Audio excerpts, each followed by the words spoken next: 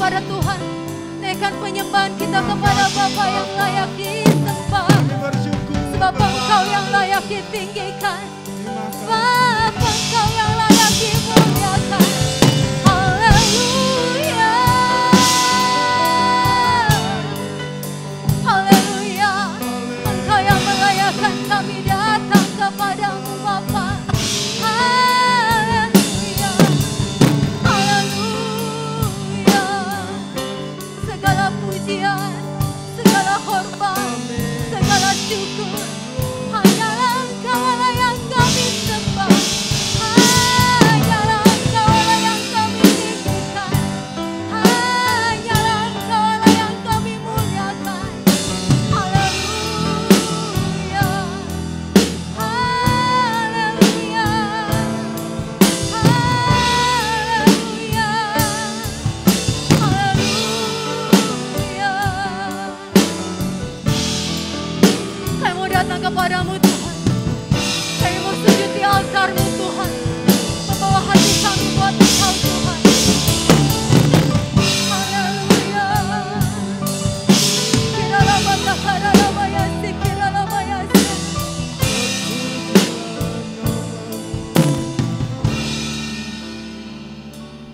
Sujud di altar-Mu, ku bawa hidupku, ku terima anugerah-Mu, ya ampuniku dan bebaskanku. Dia ubah hidupku, barui hatiku. Sesuatu terjadi saat datang di altar. Mari kita mau katakan, kami sujud di altar-Mu Tuhan Yesus. Ya Bapa, ku bawa hidup,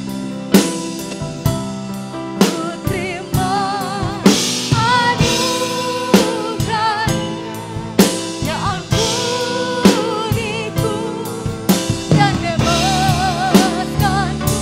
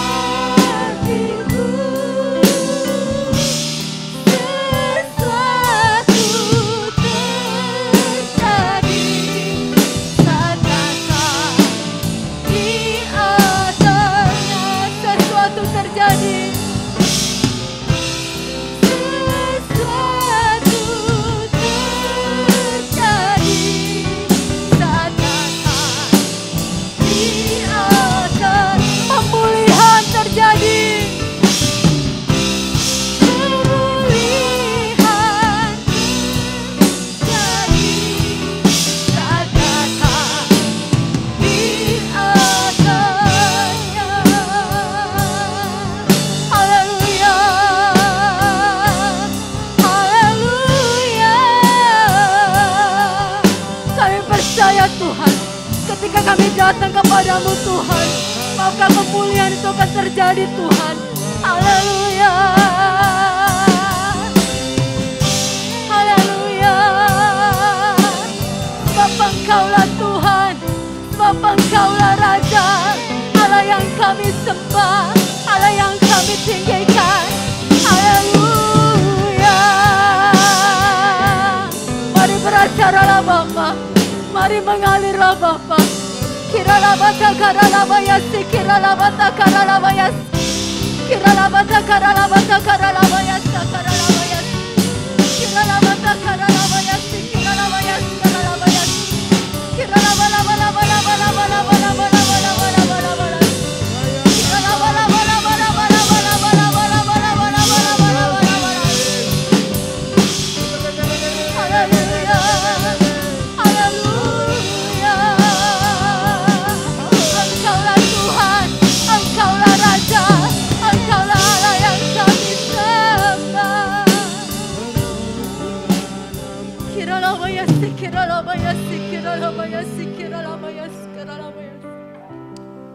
Dunia boleh menakutkan Tuhan, berita boleh menakutkan Tuhan, tapi ketika kami di dalam Kau Tuhan, ketika kami sujud di altar-Mu Tuhan, membawa hati kami buat Engkau Tuhan, maka kami percaya sesuatu akan terjadi Tuhan. Pemulihan akan terjadi Tuhan, kesembuhan akan terjadi Tuhan. Walau kami tidak melihat jalan ini Tuhan, tapi kami mau tetap percaya dan kami mau tetap menyembah Tuhan. Syikiralah batas, syikiralah. Mari kita mau bangkit berdiri, kita mau angkat tangan kita,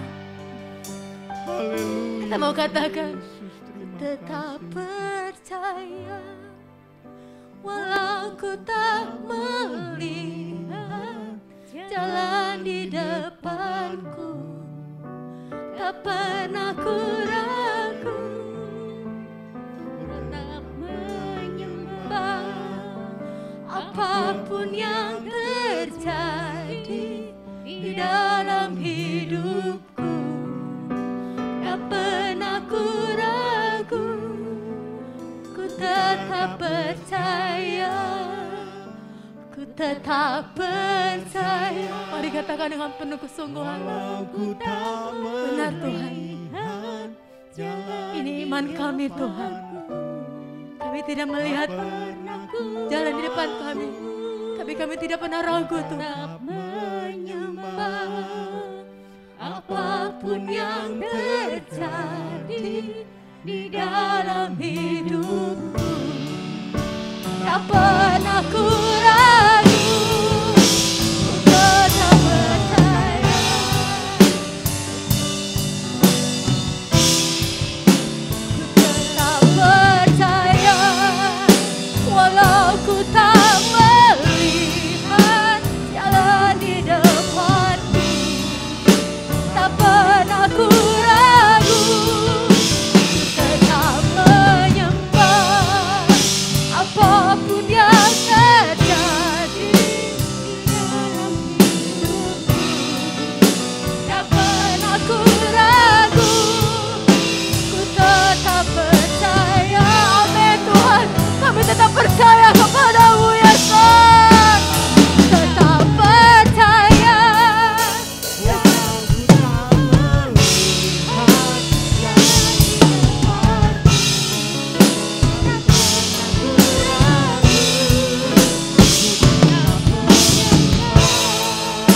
Apapun yang terjadi di dalam hidupku, tak pernah ku ragu, ku tetap percaya, tak pernah ku ragu, ku tetap percaya, tak pernah ku ragu, ku tetap percaya.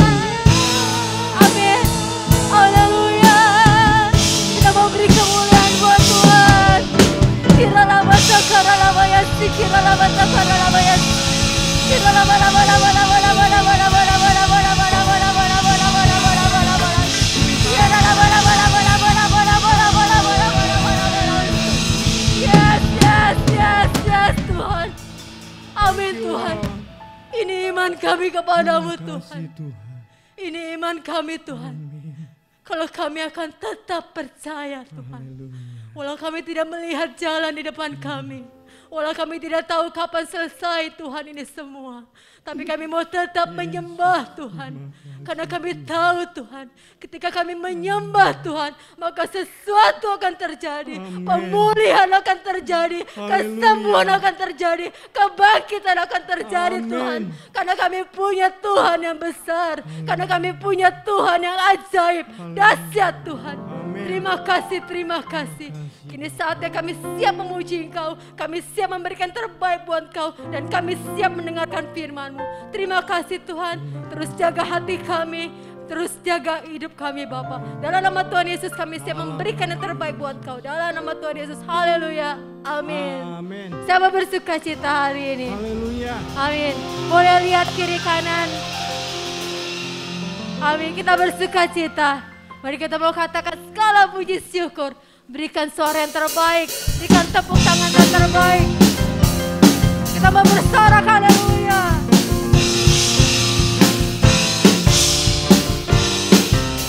Yuk sama-sama katakan. Segala puji syukur hanya bagimu Tuhan. Yes. Segala yang layak dipuja. Amin.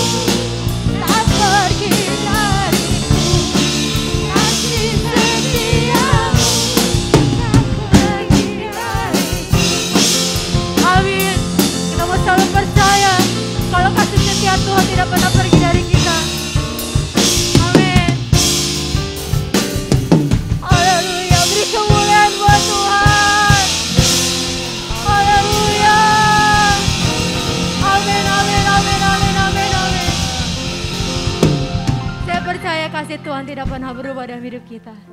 Amin. Saya percaya kalau penyertaan Tuhan akan selalu menyertai setiap detik kehidupan kita. Karena Tuhan Yesus baik dalam kehidupan kita. Kasih setia Tuhan kekal abadi. Mari siapkan yang terbaik, waktu yang terbaik, hati yang terbaik. Siapkan ruang hati yang terbaik ketika firman Tuhan ditaburkan. Kita boleh menerima dia untuk berbuah lebat dalam kehidupan kita. Kayak percayakan kasih setiamu Tuhan. Terima kasih buat penyertaan-Mu Tuhan. Kalau kami boleh merasakan Kau hadir di tengah kami Tuhan. Kalau kami merasakan Tuhan Kau tidak pernah melepaskan kehidupan kami Tuhan. Sebab mata-Mu selalu memandang kami Tuhan dan memperhatikan kami Tuhan. Karena kami percaya Tuhan Yesus yang selalu menyertai kami. Shikiralabata karalabayase. Kiralabada karalabaya shikiralabayase. Mari kita mau siapkan hati kita untuk menerima firman Tuhan. Kiralabaya shikiralabaya.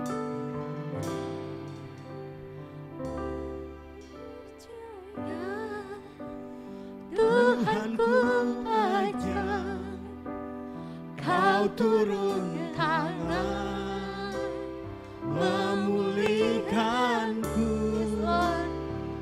Aku percaya Tuhanku dahsyat, Kau turun tangan memberkatiku. Aku percaya. Saya serahkan pada hamba ini. Tuhanku ajaib, Kau turun tangan memulihkanku. Aku percaya Tuhanku dahsyat, Kau turun tangan memberkatiku.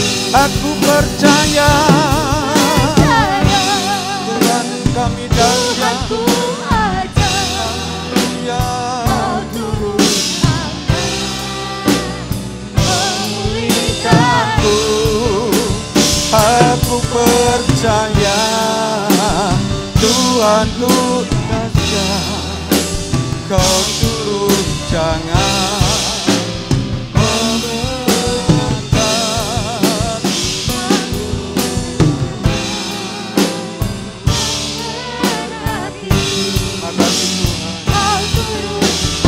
percaya Tuhan, pagi hari ini Engkau turun tangan, Kau melawat kami, Kau memulihkan kami, Kau memberkati kami semuanya.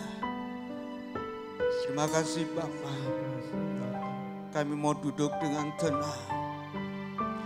Kami mau berlaku sebagai seorang hamba yang memberikan hati. Kami mau berlaku sebagai seorang murid yang memberikan telinga untuk mendengar pengajaran-Mu yang disampaikan pada pagi hari ini. Sebab kami rindu Tuhan. Kami tidak mungkin bisa berjalan tanpa diterangi oleh firman-Mu. Ini adalah kesempatan buat kami Tuhan. Berbicaralah kepada kami. Berkata-katalah kepada kami.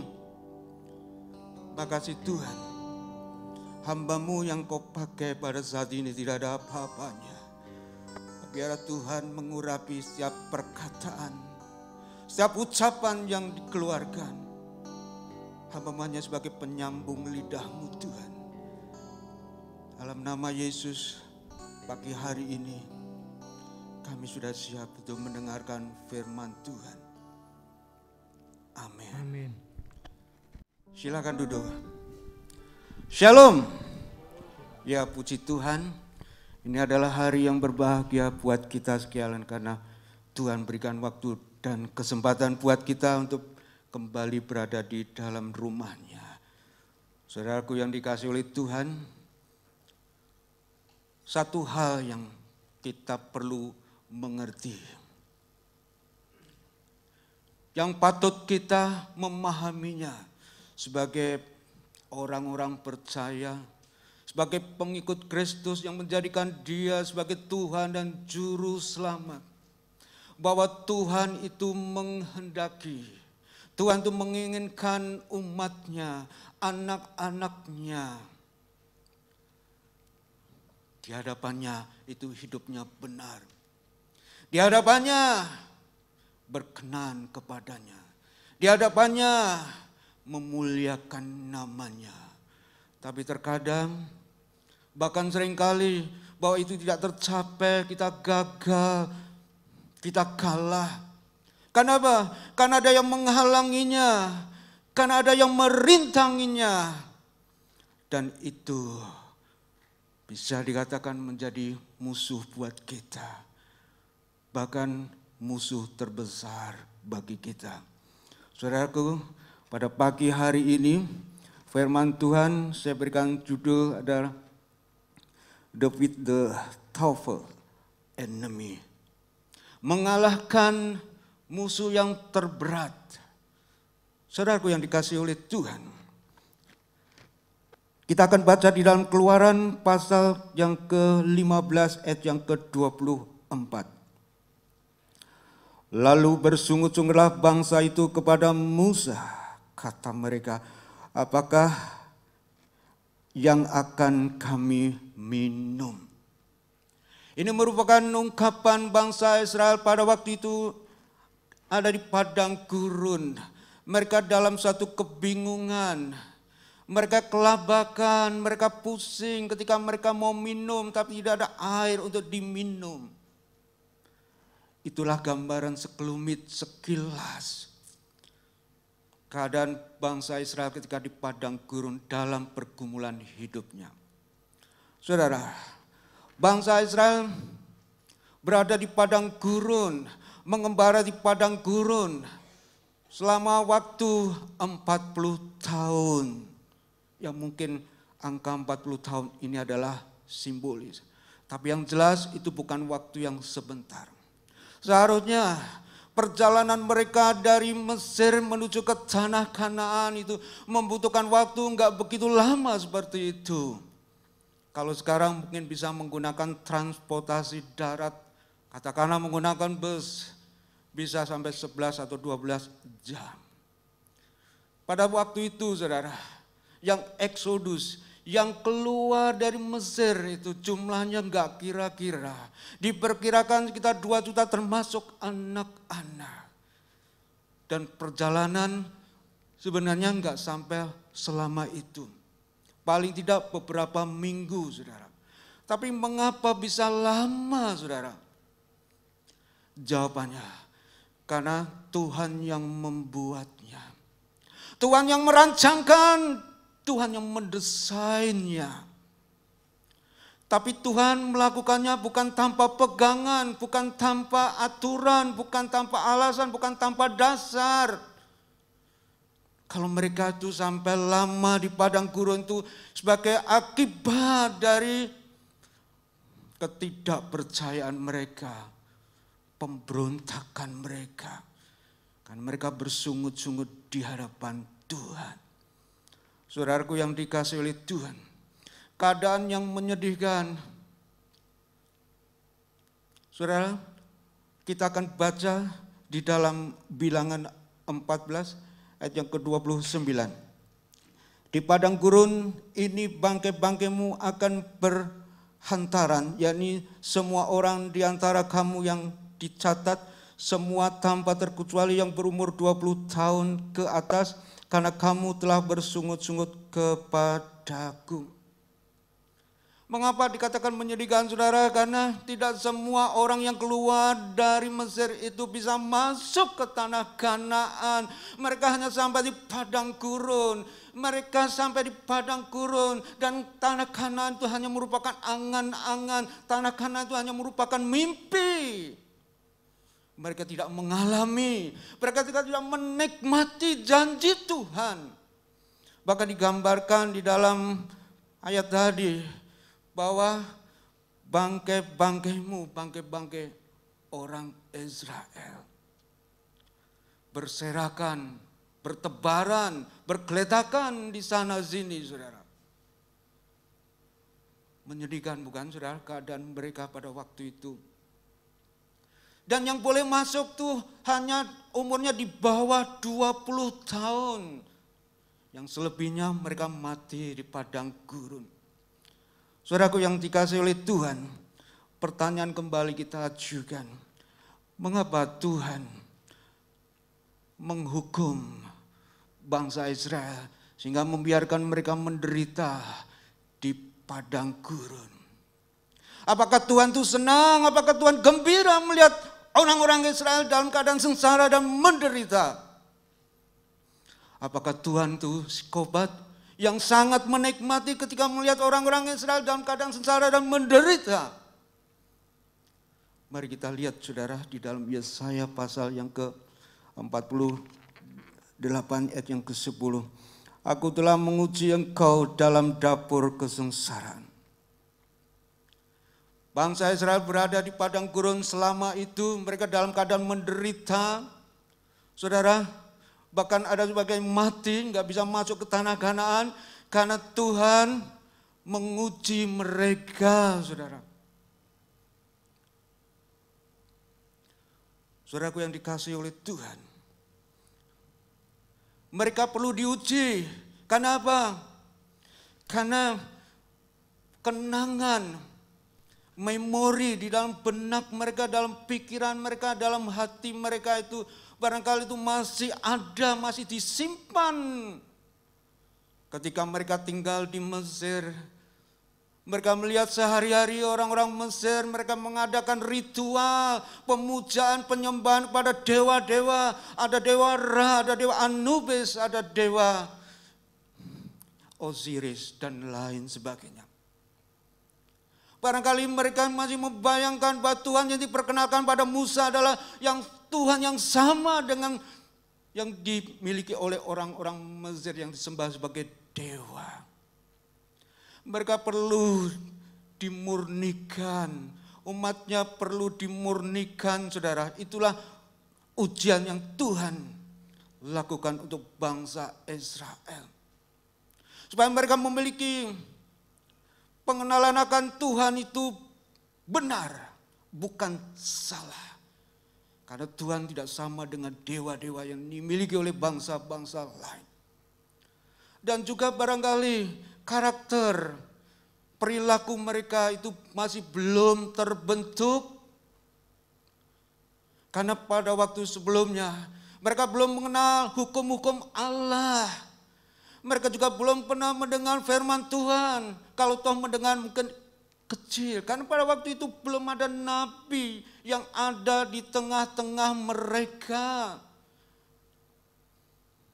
Saudaraku yang dikasihi oleh Tuhan, karakter dan perilaku mereka perlu dibentuk. Melalui ujian itulah mereka dibentuk, saudara. Karena mereka itu adalah bangsa yang sudah dipilih oleh Tuhan menjadi umatnya. Bahkan dikatakan di dalam Keluaran 19 menjadi harta kesayangan Tuhan. Kita bisa tahu kan yang namanya harta kesayangan pasti dipelihara, pasti dirawat, pasti dijaga, pasti dilindungi. Tidak akan dibiarkan rusak. Tidak akan mungkin dibiarkan berserakan, saudara. Sebagai bangsa pilihan, saudara, mereka harus mengalami proses pembentukan supaya mereka pun juga berkenan di hadapan Tuhan. Dan kalau itu tidak dilakukan, saudara, maka itu menjadi kesulitan buat mereka. Itu mendatangkan masalah buat mereka. Mereka tidak akan pernah bagaimana tahu kehendak Allah. Mereka tidak akan pernah bisa mengikuti rencana Allah, saudara. Dan karakter perilaku mereka itu bisa menjadi musuh buat mereka. Karena itu saudaraku yang dikasihi oleh Tuhan, sebenarnya musuh yang terberat bukan situasi atau keadaan. Seringkali orang menyalahkan, oh gara-gara keadaan, gara-gara situasi, aku makannya seperti ini, aku jatuh. Bukan. Dan juga bukan karena orang lain. Kadang-kadang orang lain dijadikan kambing hitam, jadikan sasaran. Oh gara-gara si A, gara-gara si B, makanya aku sampai jatuh dalam dosa. Atau mungkin juga yang lain, yaitu iblis. Bukan iblis, saudara. Saya pernah membaca satu artikel Kristen, saudara. Seorang hamba Tuhan dipakai oleh Tuhan luar biasa. Di mana-mana dia mengadakan kebaktian kebangunan rohani. Dan kuasa Allah dinyatakan, terjadi kesembuhan ilahi. Nama Tuhan dipermuliakan, orang-orang yang ada diberkati. Tapi ketika dia jatuh dalam dosa, dia mengadakan pembelaan diri. Bukan aku yang salah, tetapi iblislah yang salah. The devil make me do it. Iblislah yang membuat aku melakukannya. Iblis yang jadikan sasaran. Saudaraku yang dikasihi Tuhan. Kalau kita lihat di dalam Kejadian pasal yang ketiga, yaitu proses manusia jatuh ke dalam dosa, maka kita akan tahu bahwa penyebab manusia jatuh dalam dosa itu bukan karena iblis yang pada waktu menjelma sebagai ular. Karena mendapat tekanan dari iblis, karena mendapat paksaan dari iblis, karena mendapat ancaman dari iblis. It was just temptation, nothing more. Itu hanya godaan, tidak lebih dari itu. Saudaraku yang dikasihi Tuhan, keputusannya di dalam diri manusia. Mau terpengaruh, kemudian jatuh dan kalah, atau mengabaikan dan menang, saudara. Karena itu, saudara, musuh yang terbesar, terberat adalah diri sendiri. Mari bagaimana kita bisa mengalahkan musuh itu, saudara. Yang pertama, membangun relasi dengan Tuhan. Di dalam Matius pasal yang keempat, ayat yang keempat, dikatakan ada tertulis manusia hidup bukan dari roti saja, tapi dari setiap firman yang keluar dari mulut Allah. Kebutuhan hidup manusia bukan hanya sebatas jasmani, bukan hanya sebatas lahiriah. Bukan berarti itu enggak perlu. Kita perlu makan, minum, kita perlu berpakaian, kita perlu bekerja, dan lain sebagainya. Tapi itu not enough. Tidak cukup. Imperfect, tidak sempurna. Saudara, manusia diciptakan, saudara, ada unsur-unsur. Bagi penganut dikotomi, unsurnya adalah tubuh, jiwa, atau roh. Tapi penganut trikotomi, tubuh, jiwa, dan roh, 3. Saya tidak mencoba untuk membuat perbedaan ini. Tapi saya mau tegaskan bahwa manusia itu terdiri dari unsur manusia lahiriah atau badaniah dan manusia jasmaniah atau manusia rohaniah. Saudaraku yang dikasihi Tuhan, ada manusia jasmaniah dan ada manusia rohaniah. Sang pemazmur merasakan kebutuhan akan hadirat Allah. Kebutuhan akan firman Tuhan. Makanya dikatakan di dalam Mazmur 84 ayat yang 10. Sebab lebih baik satu hari di pelatarannya daripada 1000 hari tetapi di tempat lain. Di tempat lain mungkin apa aja bisa dilakukan. Apa saja bisa dikerjakan. Mungkin di sana bersenang-senang. Menuruti keinginan hawa nafsu dunia. Tapi saudara, kesenangan yang datang dari luar itu tidak akan mencukupi. Tetap haus, tetap lapar. Kan itu perlu berada di pelataran, berada di dalam hadirat Allah, perlu firman Allah untuk memenuhi kebutuhan batiniah atau kebutuhan rohaniah. Saudaraku yang dikasihi oleh Tuhan, ketika orang membangun relasi dengan Allah, maka dia tidak lagi fokus pada masalah-masalah jasmani. Artinya bahwa dia menang mengalahkan diri sendiri. Kemudian yang kedua, bagaimana supaya bisa mengalahkan? Percaya kepada Tuhan. Dalam Matius pasal yang ke-15 ayat yang ke-22 sampai 28, tapi saya tidak akan mengajak saudara-saudara untuk membacakan, tapi saya akan memberikan gambaran singkat. Ada seorang perempuan Kanaan, bukan orang Israel, yang sedang memiliki beban persoalan yang berat. Anak perempuan kerasukan setan dan sangat menderita. Kemudian dia datang kepada Yesus dengan satu tujuan, supaya Tuhan mau menolong, menyembuhkan anaknya. Tapi ketika ia datang kepada Yesus, Yesus berdiam diri. Yesus tidak berkata-kata apa. Barangkali Yesus pada waktu itu pun juga tidak menoleh atau berpaling kepadanya. Barangkali juga pada waktu itu Yesus seolah-olah tidak mendengar, tidak melihat kalau ada orang datang berseru meminta tolong kepadanya. Saudaraku yang dikasihi oleh Tuhan, ketika Yesus menjawab, dan jawabannya ini saudara, sungguh jawaban yang tidak disenangi, bukan jawaban yang dibutuhkan, bukan jawaban yang diperlukan. Tapi ini penolakan. Yesus datang, saudara, Yesus berkata begini maksudnya, aku diutus hanya kepada domba-domba yang hilang dari umat Israel. Jadi kalau begitu perempuan ini enggak masuk hitungan. Jadi kalau begitu perempuan ini enggak terdaftar untuk bisa menerima berkat itu.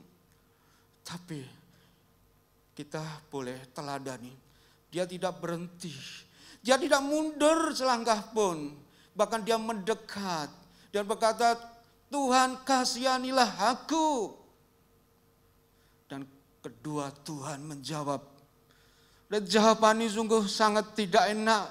Lebih daripada sebelumnya. Menyakitkan hatinya. Melukai perasaannya. Katakan apa? Tidak baik mengambil roti yang disediakan bagi anak-anak dan melemparkannya kepada anjing. Kaget. Dirinya sebagai seorang manusia disamakan levelnya, derajatnya seperti anjing, rendah, hina, najis. Saudaraku yang dikasihi oleh itu, itulah kata-kata yang diucapkan oleh Tuhan. Tapi perempuan ini, saudara, tidak bergeming. Perempuan itu tetap gigih, ulet, bahkan keras kepala. Dia akan berkata kepada Tuhan, benar Tuhan, namun anjing pun makan remah-remah yang ada di meja tuannya. Atau dengan kata lain, gak apa-apa Tuhan, kami kan orang hina, kami makan sisa-sisanya pun juga gak apa-apa. Saudaraku yang dikasihi oleh Tuhan, Tuhan melihat imannya begitu besar, makanya kemudian Tuhan mengabulkannya. Anaknya disembuhkan. Saudara, satu hal yang kita pelajari di sini. Terkadang, bahkan juga seringkali, Tuhan membiarkan kita pada level yang terendah, pada titik yang terendah dalam pergumulan kita. Pada waktu itu kita sudah nggak bisa berbuat apa-apa. Tangan kita sudah bisa kita gunakan lagi untuk menolong kita. Otak kita sudah tidak bisa berpikir karena jalan buntu. Harta benda kita sudah tidak bisa kita gunakan karena sudah ludes. Dan orang lain sudah tidak bisa diharapkan menolong kita karena sudah lepas tangan. Dan Tuhan pun sepertinya tidak peduli, Tuhan pun sepertinya diam saja. Sepertinya Tuhan melupakannya. Dia dalam pergumulan, dalam kesendiriannya. Tapi satu hal saudaraku yang dikasihi oleh Tuhan, kita belajar dari perempuan ini. Tidak mau patah semangat. Ada satu hal yang dimiliki oleh perempuan ini, percaya. Saudara, Tuhan mencari orang yang percaya. Yang sungguh-sungguh percaya. Bukan to believe in, percaya hanya sekedar lip service, bukan hanya sekedar kata-kata secara verbal, aku percaya kepadamu Tuhan. Bukan, tapi to trust in. Menyerahkan hidupnya sepenuhnya, secara total. Perempuan ini saudara menyerahkan hidupnya secara total dan percaya kepadanya. Karena sudah tidak tahu harus berbuat apa-apa. Mungkin dia sudah berobat ke tabib kah? Tapi tidak bisa mengatasi persoalan yang dihadapinya. Tapi hanya Yesus, makanya dia datang hanya satu, yaitu pada Yesus. Walaupun pada waktu itu Yesus sepertinya tidak memberikan peluang buat dia untuk mendapatkan berkat. Bahkan Yesus merendahkan dirinya. Tapi masih ada secerah di dalam dirinya, imannya saudara. Saudaraku yang dikasihi oleh Tuhan. Tuhan mengendaki kita dalam hidup ini. Hanya percaya saja. Hanya percaya saja. Walaupun keadaannya kita hadapi tidak seperti yang kita inginkan. Percaya aja. Mati hidup kita itu Tuhan yang tahu. Dan kalau kita sudah menyerahkan secara total saudara, ada hal yang kita akan dapatkan, yaitu ketenangan yang luar biasa, yang tidak tergoyahkan, yang tidak tergoncangkan, yang tidak akan tergantikan. Yang paling penting adalah ketenangan itu. Semuanya adalah Tuhan. Saudara, ketika sudah dilakukan dengan percaya kepada Tuhan, menyerahkan pada Tuhan, memenangkan, mengalahkan diri sendiri. Tidak fokus pada dirinya sendiri. Dia tahu bahwa dirinya gak mampu. Dia tahu bahwa dirinya gak sanggup. Hanya Tuhan yang mampu. Kemudian yang terakhir saudara. Bagaimana caranya bisa mengalahkan dirinya sebagai musuh yang terbesar. Jangan pernah melupakan kebaikan Tuhan. Bangsa Israel itu bersungut-sungut ketika berada di padang gurun. Itu menandakan bahwa mereka sudah melupakan Tuhannya. Bahwa Tuhannya sudah berbuat baik pada waktu-waktu sebelumnya. Mereka lupa siapa yang membuat Firaun itu lunak hatinya. Sehingga membiarkan bangsa Israel dilepaskan begitu saja keluar dari Mesir. Tuhan menurunkan 10 tulah untuk memaksa Firaun. Bukan siapa-siapa Tuhan. Siapa yang menyeberangkan bangsa Israel melewati laut Teberau? Tuhan yang melakukannya. Tetapi mereka lupa kebaikan Tuhan. Sehingga mereka bersungut-sungut. Mereka mengomel, ngedumel. Tidak puas, kecewa, marah-marah. Menyalahkan ini, menyalahkan itu. Musa jadikan kambing domba, disalahkan, juga menyalahkan Tuhan. Saudara, ada orang berkata bahwa orang yang bersungut-sungut itu menjadi anak kesayangan setan. Tentunya kita tidak mau menjadi anak kesayangan setan. Kita menjadi anak kesayangan Tuhan. Yaitu bisa bersyukur kepada Dia. Apapun yang terjadi, saudaraku yang dikasihi Tuhan, ketika kita tidak melupakan kebaikan Tuhan, maka pada waktu itu kita menang. Karena fokus kita kepada Tuhan, bukan kepada diri kita. Saudaraku yang dikasihi Tuhan, kebaikan Tuhan itu konsisten, stabil, dan sifatnya kekal abadi. Karena dikatakan di dalam Mazmur pasal 100 ayat 5, Tuhan itu baik, kasih setianya kekal, kita dapat mempercayainya selama-lamanya. Masihkah kita bimbang? Masihkah kita ragu bahwa kebaikan Tuhan itu bukan berdasarkan mood, bukan berdasarkan keadaan, tapi bersifat kekal, konsisten, tidak pernah berubah. Kalau dulu Tuhan mengasihi, sekarang Tuhan mengasihi, nanti Tuhan juga mengasihi. Itu yang menjadi pegangan buat kita. Mari kita kalahkan musuh yang menghalangi kita, sehingga membuat kita tidak hidup berkenan di hadapannya. Kita hidup tidak memuliakan Dia. Kita pasti mampu. Kita pasti sanggup mengalahkan musuh kita, yaitu diri kita. Yaitu dengan cara pertama membangun relasi dengan Tuhan. Dua, percaya sungguh-sungguh kepadanya Dan yang ketiga, selalu mengingat akan kebaikannya. Amin buat firman Tuhan.